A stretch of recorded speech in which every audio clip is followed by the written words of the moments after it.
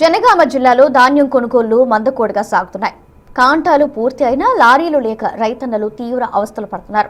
రోజుల కొద్దీ ధాన్యం కొనుగోలు కేంద్రాల వద్ద పడిగాపులు కాస్తున్నారు. మరోవైపు నైరుతి రుతుపవనాల ప్రభావంతో అక్కడక్కడ వర్షాలు కురుస్తున్నాయి.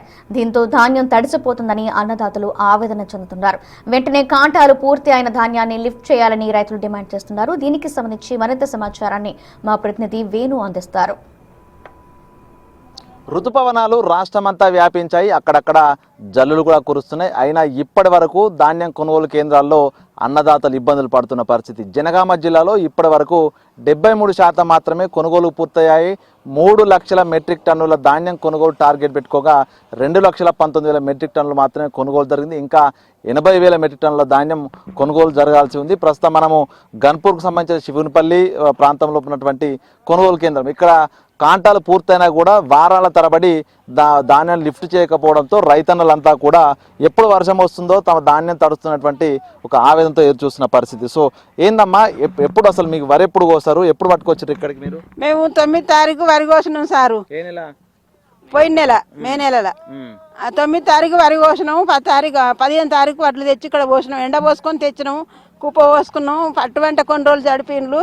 ఇప్పుడు మళ్ళీ పట్టి నింపినాక కూడా కొన్ని రోజులు జరుపుతాను. ఇది వరకు మాకు ఏ దరిదాపు లేదు. ఎప్పుడైంది కాంటాలు? ఎన్ని రోజుల కింద అయినాయి కాంట? ఇప్పుడు మాది కాలే, లోకాన్ని అయినాయి కానీ మాది కాలే. ఆడ నింపి పెట్టినాం బత్తాలు. ఎన్ని రోజులు పడుతుంది అంటారు? ఇంకా 4-5 రోజులు పడుతుంది అంటారు. మరి ఆ 4-5 రోజుల దాకా ఈ వాన ఏం చేస్తుంది, మేము ఎటు పోతాము ఎట్లా అని మా బాధ మాకున్నది. మీరు ఎప్పుడు వచ్చారమ్మా? ఎన్ని రోజులు అయితే ధాన్యం తీసుకొచ్చి కాంటాలు అయినాయి? అమ్మి మాది కాలే సార్. ఎన్ని రోజులు అయింది ఇక్కడికి వచ్చి? మేము వచ్చి 12 తారీఖు పోసినాం. పోయిన నెల 12 తారీఖు పోసినాం. వస్తాయి అన్నారు చాలా మంది రైతులు. ఇక్కడ పోసిళ్ళు 4-5 జిల్లాల మంది, ఊర్ల మంది పోసిర్రు.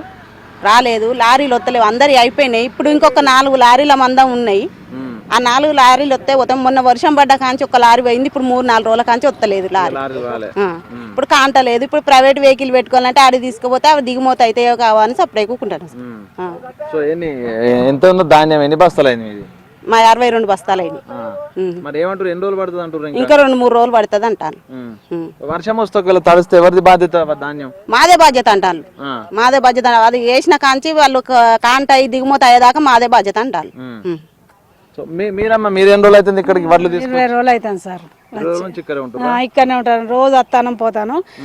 లారీలు వస్తలేవు సార్. లారీలు వచ్చాయి ఇక మధ్య అయింది సార్. మేము చేసుకుంటే బతుకుతాం సార్. మాకు ఏం లేదు, భూమి లేదు. ఒక 3 ఎకరాల భూమి అనేది. అవి భూమిని పట్టుకునే బతుకుతాను సార్. లారీలే వస్తలేవు సార్. అవి మా కాంట సుత అయినాయి సార్. కాంట అయినా పోతలేవు, లారీలు వస్తలేవు. లారీలు వస్తే పోతాయి అని వాళ్ళు అంటారు. అది సంగతి. 3 అయినాయి కాంటమై. కాంట అయిన కాంచి ఒక్క లారీ వచ్చింది. 15 రోజుల కింద 42 పెట్టింది సార్. అయితే అని అట్లా సుత ఒప్పుకున్నా సుత. మరి ఆ లారీలు వస్తలేవు సార్. మాకు లారీలు వస్తే పోతాయి సార్. మరి వెహికల్ పెట్టుకోమంటే మాకు ప్రైవేట్ వెహికల్ ఎవరే లేవు సార్. మాకు ఎవరు వస్తలేరు సార్. ఆడ 4-5 రోజులు పడితే మేము రాము అని అంటాను సార్. మాకు అంతే. మాకు లారీలు వస్తే మేము అట్లా పోతాయి సార్. మీ దయ మీ దండం పెడతాం సరేనా. సో ఇది అన్నదాత ఆవేదన చూస్తున్నాం కదా. ఇక్కడ ధాన్యం తీసుకొచ్చి 4 రోజులు అవుతుంది, కాంటాలు 1 వారం రోజులు అవుతున్నా కూడా ఇక్కడ నుంచి లిఫ్ట్ చేయకపోవడంతో వర్షం వస్తే తమ పరిస్థితి అంటే ఒక ఆందోళన ఉంది. సో ఎప్పుడు తీసుకొచ్చినావు ఇక్కడికి ధాన్యం? 4 రోజులు అయ్యా. ఈ ఆటికి నెల్లూరు కాంచి కాంటాలు కాలేదు. నెల కాంచాలి నిన్న అయింది కాంట. ఇక అన్ని రోజులు అక్కడనే ఉన్నాయి. మొత్తం వాన కొడుతుంది, ఎండ కొడుతుంది. బాధలు బాయికి ఆడికి ఇడి తిరిగితే 1500 డీజిల్ అయింది, పెట్రోల్ అయింది ఇప్పటికి. ఇక తిరిగి ఇక్కడ కూర్చుంటే అవుతుంది. ఆ ఇంటికి పోతున్నాయి, లవడ విద్యుతలే ఇట్లా పోతలే. ఇక్కడికి వస్తే బాధ అవుతుంది. బాధలు బాగా. ఏమంటారు మరి? నెల్లూరు కాంచి ఇబ్బంది పడుతున్నావు? వస్తాయి అంటారు, రోజు 2 వస్తాయి అంటారు. ఒక్కటి కూడా గతిలేదు. మస్తు అవస్థ అవుతుంది సార్. తిరగలేక లాస్ట్ వస్తుంది. బావి ఇక్కడ పనులు ఎక్కడనే పడే మళ్ళీ ఆగమైతట్టున్నది. మీరు దయచేసి ఎట్లా చేయండి సార్. మాకు రైతుకు దత్తుకుడే లేడు. ఎవరు ఆదుకున్న నాతులు లేకుండా అయిపోయింది. ఇబ్బందులు బాగా అవుతున్నాయి. సో ఏం మరి ఇప్పుడు ఈ కాంటాలు ఇక్కడి నుంచి బయటికి పోయే వరకు కూడా మీదే బాధ్యత? పోయే వరకు మీరు ఉండాల్సిందే ఇక్కడ? ఇక పోయేదాకా మేము ఉండాలి. కాంట పెట్టి లారీలు ఎత్తేదాకా కూడా దిగువ రాయేదాకా కూడా మా బాధ్యత అంటారు. ఇక అట్లయితే అట్లా ఎట్లా చేసుకున్న కర్మానికి ఎట్లా కావాలని చేస్తే కూడా అట్లా కూడా ఎవరు వచ్చుడు లారీలు వస్తాయి, రెండు వస్తాయి రోజు చెప్తారు. ఆశకు మరి వచ్చి ఎత్తుకపోతానికి అవుతుంది. మేము పుచ్చుకున్న పొద్దులే వద్దాం వచ్చినా, ఇప్పుడు వద్దాం వచ్చినా మళ్ళీ ఇంకోసారి రావాలి, ఇక్కడనే కావాలి. అందరం ఈయన ఉంటాను.